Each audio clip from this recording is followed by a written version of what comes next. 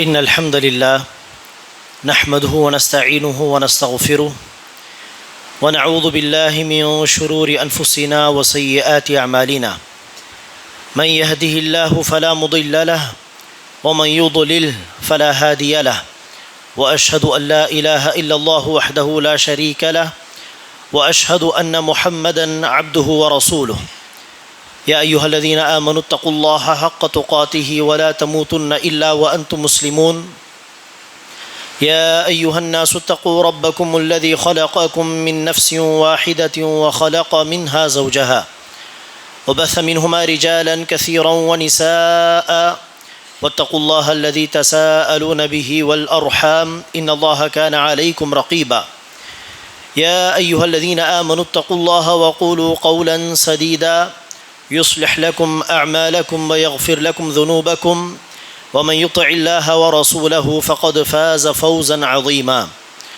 أما بعد فإن خير الحديث كتاب الله وخير الهدي هدي محمد صلى الله عليه وسلم وشر الأمور محدثاتها وكل محدثة بدعة وكل بدعة ضلالة وكل ضلالة في النار. அன்பார்ந்த சகோதர சகோதரிகளே, சென்ற ஜும்மா உரையில் பாகப்பிரிவினை அல்லது சொத்துரிமை தொடர்பாக சில முக்கியமான சட்டங்களை நாம் தெரிந்து கொண்டோம். அதன் தொடர்ச்சியாக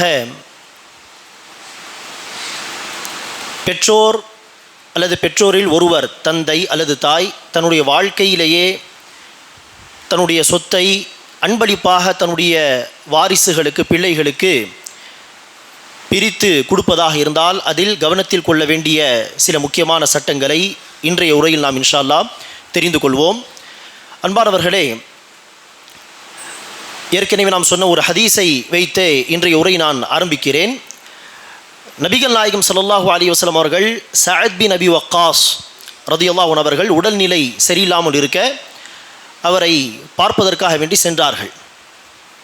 சஅத் பின் அபி வக்காஸ் ரலியல்லாஹு அன்ஹு அவர்கள் நோய்வாய்ப்பட்ட அதே படுக்கையில் வஃபாத்தாகி விடுவார் என்பதாக அவர்கள் எண்ணிக்கொண்டார்கள். அவ்வளவு நிலைமை மோசமாக இருந்தது. இது மரண படுக்கை என்பதை அவர்கள் என்ன செய்து கொண்டார், உறுதி செய்து கொண்டார். ஆக நலம் விசாரிக்க வந்த நபி ஸல்லல்லாஹு அலைஹி வஸல்லம் அவர்களிடத்தில் ஒரு மார்க்க தீர்ப்பை கேட்கிறார். அல்லாஹ்வின் தூதரே, நான் என்னுடைய சொத்தின், நான் சேர்த்து வைத்த பொருளாதாரத்தின் 2/3 பங்குகளை சதகாவாக தந்து விடலாமா, தர்மமாக செய்து விடலாமா? நபி ஸல்லல்லாஹு அலைஹி வஸல்லம் சொன்னார்கள், இல்லை, அப்படி செய்யக்கூடாது. அடுத்து அந்த சஹாபி மீண்டும் சற்று குறைத்து கேட்டார்கள், அல்லாஹ்வின் தூதரே, பாதி சொத்தை தர்மமாக கொடுத்து பாதி சொத்தை வாரிசுகளுக்கு விட்டு விடலாமா? நபி ஸல்லல்லாஹு அலைஹி வஸல்லம் சொன்னார்கள், இல்லை, அப்படி செய்யக்கூடாது.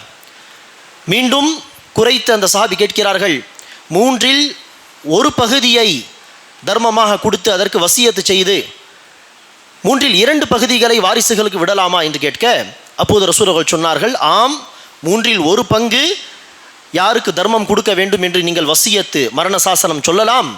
வசுலுசு கசீர், அந்த 1/3 பங்கே அதிகம்தான் ஒரு விதத்தில் பார்த்தால் என்று சொல்லிவிட்டு நபி ஸல்லல்லாஹு அலைஹி வஸல்லம் அவர்கள் சொன்னார்கள், நீங்கள் தன்னுடைய பிள்ளைகளை பிறர் முன்னால் கையேந்தி நிற்பவர்களாக விட்டு செல்வதை விட வசதி உள்ளவர்களாக விட்டு செல்வதே உங்களுக்கு சிறந்தது என்று ரசூல் அவர்கள் சொல்வதோடு, சஅத் பின் அபி வக்காஸ் ரலியல்லாஹு அன்ஹு அவர்களுக்கும் ரசூல் அவர்கள் சொன்னார்கள், அல்லாஹ் சுப்ஹானஹு வ தஆலா நாடினால் உங்களுடைய ஆயுட்காலத்தை இன்னும் நீட்டுவான்.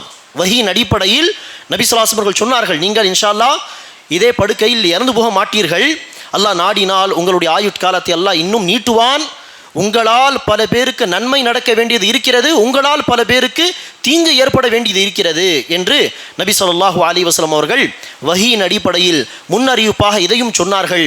ஆகவேதான் அந்த நேரத்தில் அவர்கள் வஃபாத்தாகவில்லை. மாறாக நபி ஸல்லல்லாஹு அலைஹி வஸல்லம் அவர்களுடைய வஃபாத்துக்கு பிறகு அபூபக்கருடைய ஆட்சி காலம், அடுத்து உமர் பின் ஹத்தாபுடைய ஆட்சி காலத்திலெல்லாம் அவர்கள் இருந்தார். பல நாடுகளை கைப்பற்றினார் உமர் பின் ஹத்தாபுடைய ஆட்சி காலத்தில். பல நாடுகளை கைப்பற்றினார் என்று சொன்னால் எத்தனையோ மக்கள் இஸ்லாத்துக்கு வருவதற்கு சஅத் பின் அபி வக்காஸ் காரணமாக இருந்தார்கள்.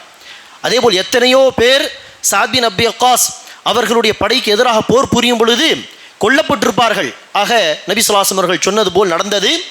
ஆக அன்பானவர்களே, சாத் பின் அபி வக்காஸ் ரதியல்லாஹு அவர்களுக்கு நபி ஸல்லல்லாஹு அலைஹி அவர்கள் சொன்ன இந்த சட்டத்தின் அடிப்படையில் நாம் சில விஷயங்களை புரிந்து கொள்ள வேண்டும். முதலாவதாக, ஒரு நபருக்கு அவர் சுயமாக கஷ்டப்பட்டு சம்பாதித்த காசை முழுமையாக சதகா தருவதற்கு அனுமதி இல்லையா மார்க்கத்தில்? இந்த ஹதீஸின் அடிப்படையில் நாம் பார்த்தால், அவர் கஷ்டப்பட்டு சம்பாதித்த காசு அவருடைய சொந்த காசு, அந்த சொந்த காசை முழுமையாக தர்மமாக கொடுக்க விரும்பினால் மார்க்கத்தில் அனுமதி கிடையாதா என்று கேட்டால் அனுமதி உண்டு, நிச்சயமாக அனுமதி உண்டு. ஆனால் அதற்கு சில நிபந்தனைகள். இந்த ஹதீஸில் சாத் பின் அபி வக்காஸ் இதே நிலையில் நான் இறந்து விடுவேன் என்கிற ஒரு சிந்தனையில் இருக்கிறார். ஆக இறந்து போகும் சமயத்தில் தான் ஒருவர் நினைச்சக்கூடாது, அவரே சேர்த்து வைத்த சொத்தாக இருந்தாலும் அதை தர்மமாக முழுமையாக கொடுக்கக்கூடாது, மாறாக அது வாரிசுகளுக்கு போய் சேர வேண்டியது. ஆக மரண படுக்கையில் தான் இந்த முடிவு எடுப்பதற்கு மார்க்கத்தில் அனுமதி இல்லை. எந்த நிலையில் சம்பாதித்த முழு காசை தர்மமாக கொடுக்கலாம் என்று சொன்னால், ஒருவர் ஆரோக்கியமாக இருக்கிறார், இன்னும் வாழ்வோம் என்கிற ஒரு எதிர்பார்ப்பும் இருக்கிறது, காசு பணத்தின் மீது ஆசையும் இருக்கிறது, சம்பாதிக்க வேண்டும் என்கிற முயற்சியிலும் ஈடுபட்டிருக்கிறார், சீக்கிரமாக இறந்து விடுவோம் என்கிற எந்த ஒரு அச்சமும் அவருக்கு கிடையாது. அப்படிப்பட்ட நிலையில் ஒருவர் சம்பாதித்த ஒட்டுமொத்த காசை தர்மமாக கொடுக்கட்டும், அனுமதி உண்டு. அப்படித்தானே அபூபக்கர் சித்திக் ரலியல்லாஹு அன்ஹு ஒரு போருடைய சந்தர்ப்பத்திலே அவர்கள் வைத்திருந்த முழு பொருளாதாரத்தை கொண்டு வந்து அந்த போருடைய செலவுக்காக கொடுத்தார். காரணம், அவர் ஆரோக்கியமாக இருக்கிறார், இன்னும் வாழ்வோம் என்கிற எதிர்பார்ப்பும் உண்டு, பொருளாதாரத்தின் மீது ஆசையும் உண்டு. அப்படிப்பட்ட நிலையில் ஒருவர் தன்னுடைய ஒட்டுமொத்த சேவிங்ஸை, தன்னுடைய பொருளாதாரத்தை தர்மமாக கொடுக்கட்டும், அனுமதி உண்டு. நபிகள் நாயகம் ஸல்லல்லாஹு அலைஹி வஸல்லம் அவர்கள் ஒரு ஹதீஸிலே குறிப்பிடுகிறார்கள், அஃதலு ஸதகதி அன் துஸத்தக் வ அன்த ஸஹீஹுன் ஷஹீஹுன் தஅமல் அல் கினா வ தக்ஷல் ஃபக்ர். நபி ஸல்லல்லாஹு அலைஹி அவர்கள் சொல்கிறார்கள், சிறந்த சதகா எது என்று சொன்னால், நீ ஆரோக்கியமாக இருக்கும் பொழுது, பொருளாதாரத்தின் மீது ஆசை உள்ளவனாக இருக்கும் பொழுது, அதே போல வறுமையை குறித்து நீ பயப்படும் பொழுது, இன்னும் வாழ்வோம் என்கிற எதிர்பார்ப்பும் இருக்கும் பொழுது நீ தரக்கூடிய சதகா தான் மிக சிறந்த சதகா என்று சொன்னார்கள். இங்கு நம்முடைய வாழ்க்கை முடிந்து விட்டது, வஃபாத்தாக போகிறோம் என்று தெரிந்த பிறகு சேர்த்து வைத்த பொருளாதாரத்தை சதகாவாக கொடுப்பது, இதற்கு மார்க்கத்தில் அனுமதி கிடையாது. 1/3 அதிகபட்சம் என்ன செய்யலாம், அந்த நேரத்தில் சதகாவாக கொடுக்கலாம். ஆக ஒருவருக்கு முழு பொருளாதாரத்தை சதகாவாக கொடுக்க அனுமதி உண்டு. ஆனால் அவர் ஆரோக்கியமாக இருக்கும் பொழுது அவ்வாறு முடிவெடுத்தால் அனுமதி உண்டு. அதே போல முழு பொருளாதாரத்தை கொடுத்து விட்டாலும் அடுத்து சம்பாதிப்பதற்கு சக்தி உண்டு. இன்ஷா அல்லாஹ் சம்பாதித்து மீண்டும் சேர்த்து கொள்ளலாம். முழு பொருளாதாரத்தை கொடுத்து விட்டு தன்னுடைய அடிப்படை தேவைக்காக பிறரிடம் கையேந்த வேண்டிய அவசியம் வரக்கூடாது. அப்படிப்பட்ட ஒரு சூழலில் ஒருவர் முழு பொருளாதாரத்தை சதகாவாக கொடுத்தால் அனுமதி உண்டு. ஆனால் மரண படுக்கையில் இருக்கும் பொழுது என்ன செய்யக்கூடாது, முழு பொருளாதாரத்தை சுயமாக சம்பாதித்த காசாக இருந்தாலும் தரக்கூடாது. 1/3 தான் தர்மமாக கொடுக்க அனுமதி உண்டு. மிஞ்சி இருக்கக்கூடிய அந்த பொருளாதாரம் வாரிசுகளுக்கு போய் சேர வேண்டியது. இது ஒரு அடிப்படையான சட்டம்.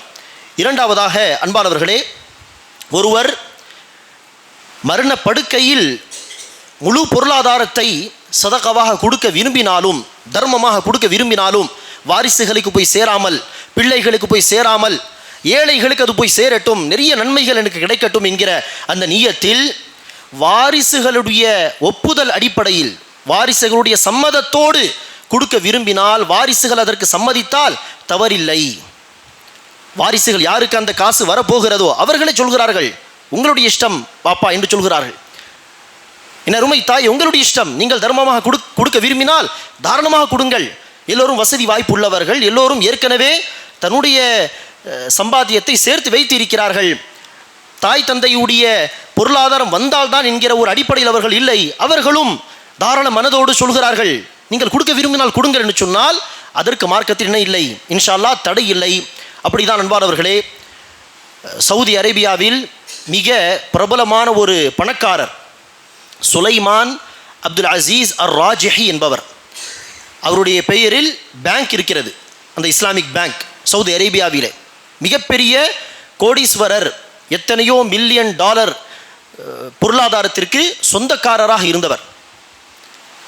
அவர் நினைச்சுகிறார், தன்னுடைய 80 வயதிலே அவர் ஃபக்கீராக இருந்து, ஏழையாக இருந்து, ஒரு காலத்தில் கஷ்டப்பட்டு சம்பாதித்து சேர்த்து வைத்த காசு அது. இப்போது தன்னுடைய 80 வயதிலே தன்னுடைய மக்களை எல்லாம் அழைத்து கேட்கிறார், என்னுடைய முழு பொருளாதாரத்தை நான் சதகாவாக தர விரும்புகிறேன், நீங்கள் சம்மதிக்கிறீர்களா என்று கேட்க, பிள்ளைகள் எல்லோரும் நீங்கள் தாராளமாக கொடுக்கலாம் தந்தை என்று சொல்லி, அந்த பிள்ளைகளும் பாருங்கள் பொருளாதாரத்தின் மீது காசு கிடையாது, இத்தனை மில்லியன் டாலர்கள் கைவிட்டு போகிறதே என்கிற அந்த பயம் கிடையாது. மாறாக சொன்னார்கள், உங்களுடைய விருப்பம் தாராளமாக கொடுங்கள் என்று. அத்தனை வாரிசுகளுடைய சம்மதத்தை வாங்கிய பிறகு எத்தனையோ மில்லியன் டாலர்களை இணைச்சிதார்கள், தர்மமாக வக்ஃபு செய்து விட்டார்கள். ஆகவேதான் ஃபகீராக இருந்தவர், ஏழையாக இருந்தவர், ஒரு மிகப்பெரிய கோடீஸ்வரராக மாறி மீண்டும் ஏழையாக மாறிவிட்டார் என்று மக்கள் பேச தொடங்கிவிட்டார்கள்.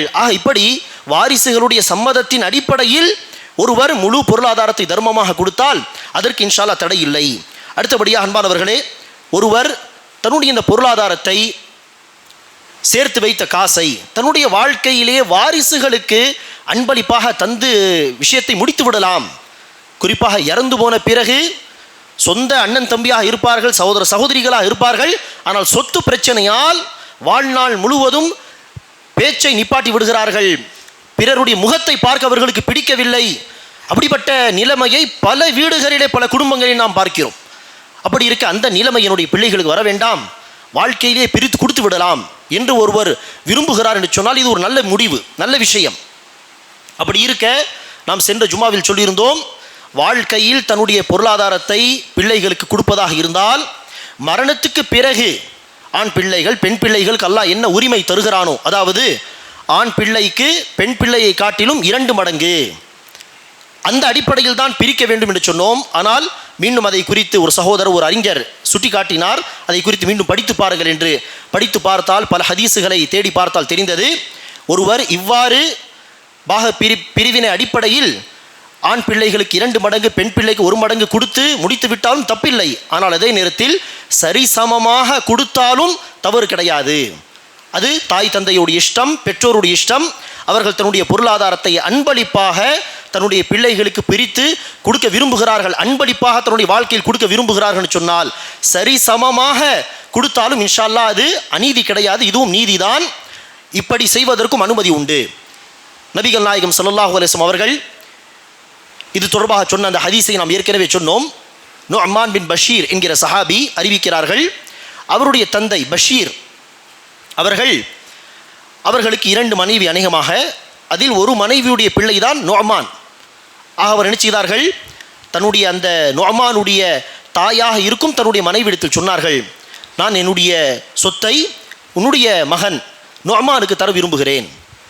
அதற்கு அந்த பெண்மணி என்ன செய்தார்கள், இதற்கு ரசூல் அவர்கள் சாட்சியாக இருந்தால்தான், என்னால் இன்னொரு மனைவி இருக்கிறார்கள், அவருடைய பிள்ளைகளும் இருக்கிறார்கள், அவர்களுக்கு தராமல் நுஅமானுக்கு மாத்திரம் தருவதாக இருந்தால் ரசூல் சாட்சியாக இருந்தால் நான் அதை ஏற்றுக்கொள்வேன். பாருங்கள், அந்த பொருளாதாரம் தொடர்பாக இந்த பயம் தான் நம்முடைய உள்ளத்தில் ஏற்பட வேண்டும். பிறருடைய ஒரு காசும் 1 ரூபாயும் என்னுடைய இடத்தில் வந்துவிடக்கூடாது. நான் 1 ரூபாய் விஷயத்திலும் பிறருக்கு அநீதி இழைத்துவிடக்கூடாது என்பதில் நாம் மிக தெளிவாக இருக்க வேண்டும். காசு பணம் விஷயத்திலே அல்லாஹ் சுப்ஹானஹு வ தஆலா கேள்வி கேட்பானே, விசாரிப்பான் என்கிற அந்த பயம் ஏற்பட்டு விட்டால், அன்பளிப்பு தொடர்பாக இருக்கட்டும், சொத்துரிமை தொடர்பாக இருக்கட்டும், வியாபாரம் இருக்கட்டும், அமானிதங்கள் இருக்கட்டும், கடன் வாங்கிய காசாக இருக்கட்டும், யாரையும் நாம் என்ன செய்ய மாட்டோம், இன்ஷா அல்லாஹ் ஏமாற்ற மாட்டோம். ஒரு முறை அபூபக்கர் சித்திக் ரலியல்லாஹு அன்ஹு அவர்களிடத்தில் ஒரு பெண்மணி, ஒரு மூதாட்டி வந்து கேட்கிறார்கள், என்னுடைய பேரன் இறந்து விட்டான், பேரனுடைய சொத்தில் பாட்டிக்கு உரிமை இருக்கிறதா? அபூபக்கர் சித்திக் ரலியல்லாஹு அன்ஹு அவர்களுக்கு இது தொடர்பான ஹதீஸ் தெரியவில்லை. குர்ஆனில் அந்த சட்டம் அல்லாஹ் எந்த இடத்திலும் சொல்லவில்லை. குர்ஆனில் இது குறித்த எந்த ஒரு சட்டமும் இல்லை, இது தொடர்பான ஹதீஸ் எனக்கு தெரியாது என்று சபையில் இருந்த சஹாபா பெருமக்களை பார்த்து அபூபக்கர் சித்திக் ரலியல்லாஹு அன்ஹு அவர்கள் கேட்டார்கள், இந்த பெண்மணி கேட்கக்கூடிய கேள்வி தொடர்பாக உங்களுக்கு ஏதாவது ஹதீஸ் தெரியுமா? சபையிலிருந்து ஒரு சஹாபி எழுந்து சொன்னார்கள், அமீருல் முஃமினீன் அவர்களே, நபிகள் நாயகம் ஸல்லல்லாஹு அலைஹி வஸல்லம் அவர்கள் பாட்டிக்கு இறந்து போனவர் பேரனாக இருந்தால் பேரனுடைய சொத்தில் பாட்டிக்கு 6இல் 1 பங்கு என்று ரசூல் அவர்கள் தீர்ப்பளித்ததை நான் பார்த்தேன் என்று சொல்ல, அபூபக்கர் சித்திக் ரலியல்லாஹு அன்ஹு அவர்கள் உடனே நினைச்சவில்லை, சரி இவர் சொல்லிவிட்டார் உங்களுக்கு 6இல் 1 பங்கு உண்டு என்று தீர்ப்பளித்து அனுப்பவில்லை. மாறாக பொருளாதாரம் தொடர்பான விஷயம், பிறருடைய ஹக்கை நாம் என்ன செய்யக்கூடாது, அநியாயமாக யாருக்கும் கொடுத்து விடக்கூடாது. கொடுத்தால் அதை வாபஸ் வாங்குவதும் என்னது மிக சிரமமான காரியம். ஆக உடனே அவசரப்பட்டு தீர்ப்பை வழங்காமல் அபூபக்கர் சித்திக் ரலியல்லாஹு அன்ஹு அவர்கள் என்ன செய்தார்கள் பாருங்கள். சபையில் இருக்கக்கூடிய சஹாபாவை பார்த்து மீண்டும் சொன்னார்கள், கேட்டார்கள். இவர்கள் சொல்கிறார்கள், நபி ஸல்லல்லாஹு அலைஹி வஸல்லம் அவர்கள் பாட்டிக்கு 1/6 என்று தீர்ப்பளித்தார். இந்த விஷயத்தை உங்களில் வேறு யாராவது கேட்டீர்களா என்று உறுதிப்படுத்துகிறார். சபையில் இன்னொரு சஹாபி எழுந்து, ஆம் அமீருல் முஃமினீன் அவர்களே, நபி ஸல்லல்லாஹு அலைஹி வஸல்லம் அவர்கள் இவ்வாறு தீர்ப்பளித்ததை நானும் பார்த்தேன், கவனித்தேன் என்று சொன்ன பிறகுதான், 2 சஹாபாக்கள் ஒரே ஹதீஸை அறிவித்த பிறகுதான், அந்த விஷயத்தை ஊர்ஜிதப்படுத்திய பிறகுதான் அபூபக்கர் சித்திக் ரலியல்லாஹு அன்ஹு அவர்கள் ஆம் உங்களுக்கு 1/6 உண்டு என்று தீர்ப்பளித்தார். காரணம், பொருளாதாரம் தொடர்பாக பிறருடைய ஹக்கை நாம் அநீதியாக பிறருக்கு தந்துவிட்டால் அது அல்லாஹ் சுப்ஹானஹு வ தஆலாவிடத்தில் கேள்வி கணக்கில் அது விசாரிக்கப்படும், அதற்கு நாம் பதில் சொல்ல வேண்டியது இருக்கும் என்கிற அந்த பயம் ஏற்பட வேண்டும். ஆக நுஅமான் பின் பஷீர் ரலியல்லாஹு அன்ஹு அவருடைய தந்தை பஷீர் இவ்வாறு ஒரு முடிவை தன்னுடைய மனைவிக்கு சொன்னதும், அந்த மனைவி என்ன செய்யவில்லை, என்னுடைய மகனுக்கு தானே தாராளமாக கொடுங்கள் என்று சொல்லவில்லை. மாறாக அல்லாஹ்வுடைய தூதர் இதற்கு சாட்சி சொன்னால் மட்டுமே நான் இந்த முடிவை ஏற்றுக்கொள்வேன். நுஅமான் சொல்கிறார், நான் அப்போது சிறு பிள்ளையாக இருந்தேன். என்னை அழைத்து என்னுடைய தந்தை பஷீர் ரசூலிடத்தில் சென்றார்கள். சென்று, யா ரசூலல்லாஹ், என்னுடைய இந்த ஒரு மகனுக்கே நான் என்னுடைய சொத்தை கொடுக்க வேண்டும் என்று விரும்புகிறேன், இதற்கு நீங்கள் சாட்சியாக இருக்க வேண்டும் என்று சொல்ல, நபி ஸல்லல்லாஹு அலைஹி வஸல்லம் அவர்கள் பஷீரை பார்த்து கேள்வி கேட்டார்கள், உங்களுக்கு இந்த மகன் அல்லாமல் வேறு பிள்ளைகள் இருக்கிறார்களா? சொன்னார்கள், ஆம், எனக்கு வேறு பிள்ளைகள் இருக்கிறார்கள். நபி ஸல்லல்லாஹு அலைஹி வஸல்லம் அவர்கள் கேட்டார்கள், அந்த மற்ற பிள்ளைகளுக்கும் இதே போல நீங்கள் பொருளாதாரத்தை அன்பளிப்பாக கொடுத்தீர்களா? சொன்னார்கள், இல்லை யா ரசூலல்லாஹ், இவருக்கு மாத்திரம்தான் கொடுக்க வேண்டும் என்று நாடினேன். அப்போது ரசூல் அவர்கள் சொன்னார்கள், இந்த அநியாயத்துக்கு நான் சாட்சியாக இருக்க முடியாது. பிறகு ரசூல் ஸல்லல்லாஹு அலைஹி வஸல்லம் அவர்கள் ஒரு பொதுவான விதிமுறை சொன்னார்கள், உங்களுடைய பிள்ளைகளுக்கு மத்தியில் நீங்கள் அன்பளிப்பை தருவதாக இருந்தால் நீதியை நிலைநாட்ட வேண்டும். இஅ்திலு பைன அவுலாதிக்கும் ஃபில் அத்திய்யா என்று நபி ஸல்லல்லாஹு அலைஹி வஸல்லம் சொன்னார்கள். ஆக இங்கு நபி ஸல்லல்லாஹு அலைஹி வஸல்லம் அவர்கள் இந்த ஹதீஸிலே உங்களுக்கு ஆண் பிள்ளைகள் எத்தனை பேர், பெண் பிள்ளைகள் எத்தனை பேர் என்றால் விசாரிக்காமல் எல்லோருக்கும் நீதியாக கொடுங்கள் என்று சொன்ன அந்த வார்த்தையை வைத்து பல அறிஞர்கள், இமாம் அபு ஹனீஃபா, இமாம் மாலிக், இமாம் ஷாஃபிஈ, அஹ்மத் பின் ஹம்பலை தவிர இப்படி பல இமாம்கள் ஆண் பிள்ளைகள் பெண் பிள்ளைகள் என்று பிரித்து பார்க்காமலும் சரிசமமாக என்ன செய்யலாம், தன்னுடைய வாழ்க்கையில் அன்பளிப்பை தரலாம் என்று சொல்கிறார்கள். ஆக அந்த அடிப்படையில் சரிசமமாக கொடுக்க விரும்பினாலும் இன்ஷா அல்லாஹ் அனுமதி உண்டு. அதேபோல் அன்பானவர்களே, அடுத்த இன்னொரு முக்கியமான சட்டம், இவ்வாறு அன்பளிப்பை தரும் பொழுது மார்க்கம் அனுமதிக்கக்கூடிய ஒரு காரணத்தை அடிப்படையாக வைத்து சில பிள்ளைகளுக்கு கூடுதலாக நாம் தந்தால் இன்ஷா அல்லாஹ் தவறு கிடையாது. மார்க்கம் அனுமதிக்கக்கூடிய ஒரு காரணமாக இருக்க வேண்டும். எல்லா பிள்ளைகளுக்கும் அன்பளிப்பு தருகிறோம், சமமாகவே தருகிறோம்.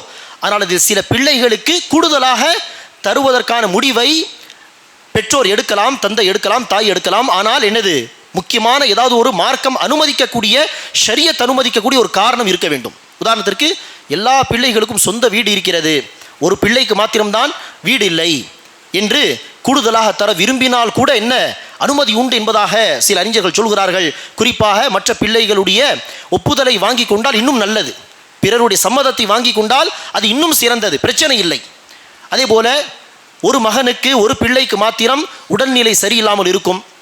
உடல்நிலை சரியில்லாமல் இருக்க அந்த நோய்க்காக, அந்த மாத்திரை மருந்துக்காக எத்தனையோ காசு அவர் செலவு செய்கிறார். அந்த அடிப்படையில் நோய்வாய்ப்பட்ட என்னுடைய இந்த மகனுக்கு மருந்து செலவுக்காக வேண்டி, மருத்துவ செலவுக்காக வேண்டி அதிகமாக கொடுக்கலாம் என்று சொன்னால் இது மார்க்கம் அனுமதிக்கக்கூடிய ஒரு காரணம்.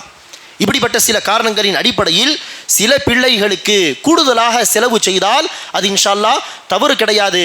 எந்த ஒரு காரணமும் இல்லாமல் எனக்கு இவன்தான் அதிகமாக பிடிக்கும், இந்த பிள்ளைகளை காட்டிலும் இந்த மகள் தான் எனக்கு மிக மிக பிரியமானவள் என்பதை அடிப்படையாக வைத்து பேச முடியாது, தன்னுடைய அன்பளிப்பை கூடுதலாக தர முடியாது. மார்க்கம் அனுமதித்த ஒரு காரணத்தை அடிப்படையாக வைத்து கூடுதலாக செலவு செய்தாலோ அல்லது அன்பளிப்பை தந்தாலோ இன்ஷா அல்லாஹ் தவறில்லை. அதே போல் அன்பானவர்களே, சின்ன சின்ன அன்பளிப்புகள் இருக்குமே, அந்த விஷயத்தில் எல்லாம் நாம் நீதியாக நடந்து கொள்ள வேண்டும் என்று விரும்பினால் அது என்ன கிடையாது, சாத்தியம் கிடையாது. சின்ன சின்ன விஷயங்கள், ஒரு பிள்ளைக்கு ஒரு ஆடை வாங்கி தருகிறோம் பெருநாளிலே, இன்னொரு பிள்ளைக்கும் ஆடை வாங்கி தருகிறோம், அந்த ரேட் அப்படியே ஒரே மாதிரியாக இருக்க வேண்டும், அது சாத்தியம் கிடையாது. அவர்களுடைய வயதுக்கு ஏற்ப என்னாகும், அந்த பொருளுடைய காஸ்ட் என்பது, அந்த விலை என்பது மாறுபடும். ஆக எல்லா விதத்திலும் நான் நீதமாக தான் அன்பளிப்பை தர வேண்டும். என்னுடைய பிள்ளைகளுக்கு நான் ஈதுக்காக துணிமணிகளை வாங்கினால் ஒரே அளவுக்கு காசை செலவு செய்துதான் நான் வாங்குவேன் என்று சொன்னால் இது கஷ்டமான, மிக கஷ்டமான ஒரு காரியம். சொல்லப்போனால் சாத்தியப்படாத ஒரு விஷயம் என்று சொல்லலாம். எல்லா விஷயத்துக்கும் கணக்கு வழக்கு பார்த்து செலவு செய்வது. சின்ன சின்ன அன்பளிப்புகளில் கூட குறைய இருந்தால் இன்ஷா அல்லாஹ் பிரச்சனை இல்லை. சொத்தையே பிரிக்க போகிறோம் என்று சொன்னால் இது ஒரு பெரிய முடிவு. இந்த இடத்தில் தான் என்ன செய்ய வேண்டும்? சரிசமமாக பிரிப்பதை கடைபிடிக்க வேண்டும். இது வாஜிபாகும், கடமையாகும். சில பேருக்கு மார்க்கம் அனுமதித்த சில காரணங்கள், இன்னார் மிக கஷ்டப்படுகிறார், அவருக்கு நோய் இருக்கிறது, மருந்து மாத்திரைக்கு அதிகம் செலவாகிறது, அல்லது இவனுக்கு நான் சிறு பிள்ளையாக இருக்கும் பொழுது இப்படியெல்லாம் செலவு செய்யவில்லை என்றெல்லாம் சில காரணங்களை அடிப்படையாக வைத்து கூடுதலாக நாம் அன்பளிப்பை தந்தோம் என்று சொன்னால் அதற்கு அனுமதி உண்டு. அடுத்ததாக அன்பானவர்களே, நாம் ஏற்கனவே சொன்ன ஒரு விஷயம்தான், தன்னுடைய பொருளாதாரத்தை பிள்ளைகளுக்கு பிரித்து கொடுக்கும் பொழுது எல்லா பிள்ளைகளுக்கும் தராமல் எல்லோரும் வசதி வாய்ப்போடு இருக்கிறார்கள். உதாரணத்திற்கு சொன்னால் ஒருவர் மாத்திரம்தான் கஷ்டப்படுகிறார் என்று சொன்னால் முழு சொத்தை அந்த ஒருவருக்கு என்ன செய்யலாம்? மற்ற எல்லா வாரிசுகளுடைய சம்மதத்தோடு கொடுக்கலாம், தவறில்லை. ஒருவருக்கு 4 பிள்ளைகள் இருக்கிறார்கள், அதில் ஒரு பிள்ளை தான் கஷ்டப்படக்கூடியவர், 3 பிள்ளைகள் வசதி வாய்ப்போடு இருக்கிறார்கள், சொந்த வீடு கட்டி கொண்டார்கள் உதாரணத்திற்கு. அப்படி இருக்க அந்த 3 பிள்ளைகளை அழைத்து, நீங்கள் எல்லோரும் அல்ஹம்துலில்லாஹ் வசதியோடு இருக்கிறீர்கள், இவன் ஒருவன் தான் கஷ்டப்படுகிறான், ஆக என்னுடைய சொத்தை அவனுக்கு தரட்டுமா என்று கேட்க தாராளமாக தந்து விடுங்கள் என்று அவர்கள் ஒப்புக்கொள்வார்களே. ஆனால் ஒரே மகனுக்கு ஒரே மகளுக்கு என்ன செய்யலாம்? தன்னுடைய சொத்தை கொடுக்கலாம், பிறருடைய சம்மதத்தின் அடிப்படையில். இதற்கு அனுமதி உண்டு. அபூபக்கர் சித்திக் ரலியல்லாஹு அன்ஹு அவர்கள் தன்னுடைய மரணத்துக்கு சில நாட்கள் முன்பு மரண படுக்கையில் இருந்த பொழுது, நோய்வாய்ப்பட்ட சமயத்திலே தன்னுடைய மகள் ஆயிஷா ரலியல்லாஹு அன்ஹா அவர்களை அழைத்து சொன்னார்கள், என் அருமை மகளே, நான் உனக்கு இன்னென்ன சொத்தை கொடுத்திருந்தேன், அதிலிருந்து வரக்கூடிய வருவாயை பயன்படுத்தி கொள் என்று நான் உனக்கு அந்த விஷயத்தை அன்பளிப்பாக தந்திருந்தேன். ஒரு பெரிய நிலம், அதில் வரக்கூடிய விளைச்சல், அந்த பேரிச்சம்பளங்கள் அதெல்லாம் ஆயிஷா ரலியல்லாஹு அன்ஹாவுக்கு சொந்தமானது என்று அவர்கள் அன்பளிப்பாக கொடுத்திருந்தார்கள். ஆக தன்னுடைய மரணப்படுக்கையில் ஆயிஷா ரலியல்லாஹு அன்ஹாவை அழைத்து அபூபக்கர் சித்திக் ரலியல்லாஹு அன்ஹு அவர்கள் சொன்னார்கள், அந்த இடத்தை, அந்த நிலத்தை, அதில் உள்ள தோட்டம், அதனுடைய லாபம், இந்த விஷயத்தை உன்னுடைய 2 சகோதரர்கள், உன்னுடைய 2 சகோதரிகள், அவர்களுக்கு எல்லோருக்கும் சமமாக பிரித்து கொடுத்து விடலாமா என்று கேட்கிறார். ஆயிஷா ரலியல்லாஹு அன்ஹா தாராளமாக தந்து விடுங்கள் என்று தன்னுடைய தந்தை பார்த்து சொல்கிறார்கள். ஆனால் ஒரு சந்தேகம் ஆயிஷா ரலியல்லாஹு அன்ஹாவுக்கு. 2 சகோதரர்கள் சரி, அப்துர் ரஹ்மான் பின் அபி பக்கர், முகமது பின் அபி பக்கர், ஆனால் 2 சகோதரிகள் என்று சொன்னார்களே, அவர்கள் யார்? அஸ்மா மாத்திரம்தான் இருந்தார்கள் அந்த நேரத்தில். அஸ்மா இருக்கிறார்கள், வேறு யார் என்று கேட்க, ஒரு மனைவிக்கு குழந்தை பிறக்க இருந்தது, கர்ப்பமாக இருந்தார்கள், அநேகமாக பெண் குழந்தை பிறக்கும் என்பதை அடிப்படையாக வைத்து அபூபக்கர் சித்திக் ரலியல்லாஹு அன்ஹு அவர்கள், அப்படி பெண் குழந்தை பிறந்தால் 2 சகோதரிகள் 2 சகோதரர்கள், மொத்தம் 5 பேர், 5 பேருக்கும் அதை கொடுத்து விடலாமா என்று கேட்க ஆயிஷா ரலியல்லாஹு அன்ஹா தாராளமாக கொடுங்கள் என்று ஒப்புக்கொண்டார்கள். ஆக இந்த ஹதீஸை அடிப்படையாக வைத்து இப்னு ஹஜர் ரஹிமஹுல்லாஹ் இன்னும் பல அறிஞர்கள் விளக்கம் சொல்லும்பொழுது சொல்கிறார்கள், அந்த நிலத்தை ஆயிஷா ரலியல்லாஹு அன்ஹாவுக்கு மாத்திரம் அபூபக்கர் கொடுத்த காரணம் என்ன? மற்ற பிள்ளைகளுடைய சம்மதத்தோடு என்ன செய்திருப்பார்? அவர்கள் கொடுத்திருப்பார்கள். ஆனால் மரணத்துக்கு முன்பாக ஒரே மகளுக்கு கொடுப்பதை விட எல்லோருக்கும் சமமாகவே கொடுத்து விடலாமே என்கிற ஒரு எண்ணம் தோன்றியது. ஏற்கனவே கொடுத்த விஷயம்தான், ஆனால் ஆயிஷா ரலியல்லாஹு அன்ஹா அவர்களிடத்தில் அனுமதி கேட்டு அவர்கள் சம்மதித்த பிறகு ஏற்கனவே கொடுத்த அன்பளிப்பை வாபஸ் வாங்கி நினைச்சார்கள், எல்லோருக்கும் சமமாக பிரித்து கொடுத்தார்கள். ஆக சம்மதத்தோடு ஒரே ஒரு பிள்ளைக்கு தந்தால் அனுமதி உண்டு, அல்லது கொடுக்கப்பட்ட அன்பளிப்பை பிறருடைய சம்மதத்தோடு வாங்கி அதில் சில மாற்றங்கள் செய்வதாக இருந்தால் அதற்கும் அனுமதி உண்டு என்பதற்கு அபூபக்கர் சித்திக் ரலியல்லாஹு அன்ஹு அவர்களுடைய இந்த ஹதீஸ் ஒரு ஆதாரமாக இருக்கிறது. அதே போல் தான் அன்பானவர்களே, இப்னு உமர் ரலியல்லாஹு அன்ஹுமா அவர்களும் பிற பிள்ளைகளுடைய சம்மதத்தோடு தன்னுடைய ஒரு பிள்ளைக்கு மாத்திரம் என்ன செய்திருந்தார்கள்? ஒரு பெரிய அன்பளிப்பை தந்திருந்தார்கள். இது எல்லாம் என்னது? பிறர் சம்மதித்தால் ஒரு குறிப்பிட்ட மகனுக்கோ அல்லது மகளுக்கோ தன்னுடைய சொத்தை கொடுப்பதில் தவறில்லை என்பதற்கான சில ஆதாரங்கள், இது முக்கியமான சில சட்டங்களாகும் அன்பானவர்களே. ஆக மொத்தத்தில் இந்த அன்பளிப்பு தரக்கூடிய விஷயத்திலாக இருக்கட்டும் அல்லது சொத்துரிமை தொடர்பான விஷயங்களாக இருக்கட்டும், அதில் நாம் யாருக்கும் அநீதி இழைக்கக்கூடாது. ஏற்கனவே நாம் அன்பளிப்பு தருவதிலோ அல்லது சொத்து உரிமையை பிரித்து கொடுப்பதிலோ அநீதி இழைத்தவர்களாக, பிறருடைய ஹக்கை அபகரித்தவர்களாக இருந்தால் அல்லாஹ்வுக்கு பயந்து நாம் என்ன செய்ய வேண்டும்? யாருக்கு அந்த பொருளாதாரத்தை கொடுக்க வேண்டுமோ அதை கொடுக்க வேண்டியதை கொடுத்துவிட்டு அவர்களிடத்திலும் மன்னிப்பு கேட்க வேண்டும். இவ்வளவு நாள் தாமதப்படுத்தியதற்கு, அநீதி இழைத்ததற்கு அல்லாஹ்விடம் மன்னிப்பு கேட்டு அந்த விஷயத்தை, அந்த அநீதி இழைத்த அந்த விஷயத்தை இந்த உலக வாழ்க்கையிலேயே தீர்த்து கொள்ள வேண்டும். இல்லை என்று சொன்னால் நபி ஸல்லல்லாஹு அலைஹி வஸல்லம் ஹதீஸிலே சொல்வது போல் நாளை மறுமை நாளில் திர்ஹம் தீனார் இருக்காது விஷயத்தை முடித்துக் கொள்வதற்கு. அங்கு அமல்கள் மாத்திரம்தான் இருக்கும். அநீதி இழைக்கப்பட்டவர்களுக்கு நம்முடைய அமல்கள் வழங்கப்படும், அல்லது அநீதி இழைக்கப்பட்டவர்களுடைய தீமை நம்முடைய தலையில் சுமக்கப்படும் என்று நபி ஸல்லல்லாஹு அலைஹி வஸல்லம் சொன்னதை நாம் கவனத்தில் கொண்டு இந்த உலக வாழ்க்கையிலேயே நாம் ஏற்கனவே அநீதி இழைத்தவர்களாக இருந்தால் அந்த காரியத்தை, கொடுக்க வேண்டிய பொருளாதாரத்தை கொடுத்து அந்த காரியத்தை முடித்துக் கொள்ள வேண்டும். அல்லாஹ் சுப்ஹானஹு வ தஆலா நம் அனைவருக்கும் பொருளாதாரம் தொடர்பான விஷயத்திலே அல்லாஹ் சுப்ஹானஹு வ தஆலாவை அஞ்சி நடக்கக்கூடிய பாக்கியத்தை தருவானாக. பொருளாதாரம் விஷயத்திலே எந்த விதத்திலும் யாருக்கும் அநீதி இழைத்துவிடக்கூடாது. அப்படிப்பட்ட பாக்கியசாலிகளாக அல்லாஹ் சுப்ஹானஹு வ தஆலா நம்மை ஆக்கிருள்வானாக. ஆமீன். அகூலு கௌலி ஹாதா வ அஸ்தக்ஃபிருல்லாஹ லி வ லக்கும் வ லிஸாயிரில் முஸ்லிமீன மின் குல்லி தன்ப் ஃபஸ்தக்ஃபிரூஹு இன்னஹு ஹுவல் கஃபூருர் ரஹீம்.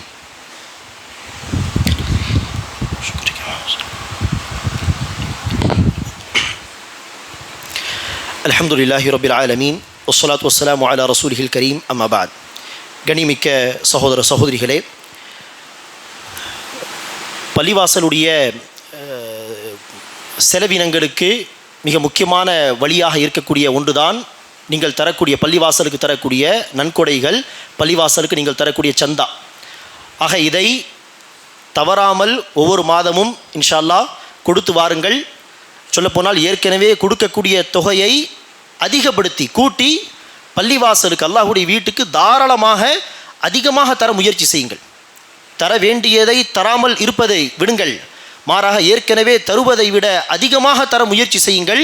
காரணம், நாம் தரக்கூடிய இந்த சந்தா, இந்த பள்ளிவாசலுடைய நன்கொடை என்பது பள்ளிவாசலுடைய செலவினங்களுக்காக வேண்டி பயன்படுத்தக்கூடிய பொருளாதாரம். அவ்வாறு நம்முடைய காசை பள்ளிவாசலில் நடக்கக்கூடிய பணிகளுக்காக வேண்டி செலவினமாக அதை பயன்படுத்தப்படுகிறது என்று சொன்னால், இங்கு தொழக்கூடிய தொழுகை, இங்கு நடக்கக்கூடிய மார்க்க பிரசங்கங்கள், நசீஹத்துகள், இங்கு நடக்கக்கூடிய மற்ற பணிகள், சிறு பிள்ளைகள் வந்து குர்ஆன் படிப்பது என்று பள்ளிவாசலில் என்னென்ன பணிகள் நடக்கிறதோ அத்தனை பணிகளிலும் அல்லாஹ் சுப்ஹானஹு வ தஆலா நமக்கு, நாம் நன்கொடை தந்த காரணத்தினால் நமக்கும் ஒரு பங்களிப்பை தருவான். நமக்கும் ஒரு பங்கை, நன்மையின் ஒரு மகத்தான பங்கை தருவான். ஆக பள்ளிவாசலுக்கு செலவு செய்வதில் நாம் தயங்கவே கூடாது. பொருளாதாரத்தின் மீது இருக்கக்கூடிய ஆசையின் காரணமாக நாம் கிள்ளி தருவதற்கு பதிலாக பள்ளிவாசலுக்காக அள்ளி தர வேண்டும். மகத்தான விஷயம் இது, மகத்தான சதகா இது. சொல்ல போனால் நபிகள் நாயகம் ஸல்லல்லாஹு அலைஹி வஸல்லம் அவர்கள் வீட்டில் ஒரு ஆடு அறுக்கப்பட்டது.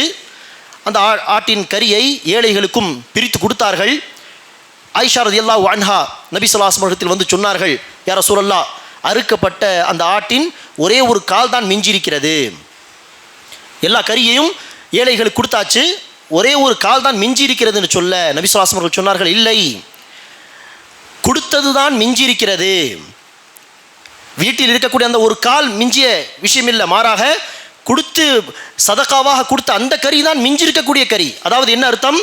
கொடுத்து முடித்ததுடைய நன்மைகள் எழுதப்பட்டிருக்கிறது, அந்த நன்மை தான் மிஞ்சிருக்கும். இப்போது நம்முடைய வீட்டில் இருக்கக்கூடிய இந்த காலை நாம் சாப்பிட்ட பிறகு அதற்கு எந்த ஒரு நன்மையும் கிடையாது. கொடுத்து விட்டோமே, அதுதான் மிஞ்சிருக்கக்கூடியது, அதாவது அதனுடைய நன்மை தான் மிஞ்சிருக்கக்கூடியது. ஆக அந்த அடிப்படையில் சேர்த்து வைக்கக்கூடிய பொருளாதாரம் நமக்கு நன்மை தரக்கூடிய பொருளாதாரம் அல்ல. நாம் அல்லாஹ்வின் பாதையில் எதை செலவு செய்கிறோமோ அதுதான் மிஞ்சிருக்கக்கூடிய பொருளாதாரம், அதாவது நமக்கு நன்மை சேர்க்கக்கூடிய பொருளாதாரம். ஆக பள்ளிவாசலுடைய பணிகளுக்காக தாராள மனதோடு தன்னுடைய நன்கொடைகளை தவறாமல் கொடுத்து வரும்படி அன்புடன் கேட்டுக்கொள்கிறோம். அல்லாஹ் சுப்ஹானஹு வ தஆலா நம் அனைவருக்கும் நம்முடைய அல்லாஹ் நமக்கு தந்த பொருளாதாரத்திலிருந்து மார்க்கத்துக்காக, மார்க்க பணிகளுக்காக, ஏழைகளுக்காக, மிஸ்கீன்களுக்காக, ஃபகீர்களுக்காக அதிகம் செலவு செய்யக்கூடிய பாக்கியத்தை தருவானாக. ஆமீன். ரப்பனா ஆத்தினா ஃபித் துன்யா ஹஸனா வ ஃபில் ஆখিরাতি ஹஸனத்தன் வ கினா அஸாபன் நார். ரப்பனா ظلمنا أنفسنا وإن لم تغفر لنا وترحمنا لنكونن من الخاسرين. اللهم آت أنفسنا تقواها وزكها أنت خير من زكاها أنت وليها ومولاها. اللهم أعز الإسلام والمسلمين وانصر الإسلام والمسلمين وخذل الكفرة واليهود والنصارى والمشركين. اللهم اغفر لنا وللمؤمنين والمؤمنات والمسلمين والمسلمات وألف بين قلوبهم وأصلح ذات بينهم وانصرهم على عدوك وعدوهم. اللهم لعن الكفرة الذين يصدون عن سبيلك ويكذبون رسلك ويقاتلون أولياءك. اللهم خالف بين كلمتهم وزلزل أقدامهم وشتت شملهم وفرق جمعهم وأنزل بهم بأسك الذي لا ترده عن القوم المجرمين. اللهم إنا نجعلك في نحورهم ونعوذ بك من شرورهم. اللهم صل على محمد وعلى آل محمد كما صليت على إبراهيم وعلى آل إبراهيم إنك حميد مجيد. اللهم بارك على محمد وعلى آل محمد كما باركت على إبراهيم وعلى آل إبراهيم إنك حميد مجيد. سبحان ربك رب العزة عما يصفون وسلام على المرسلين والحمد لله رب العالمين.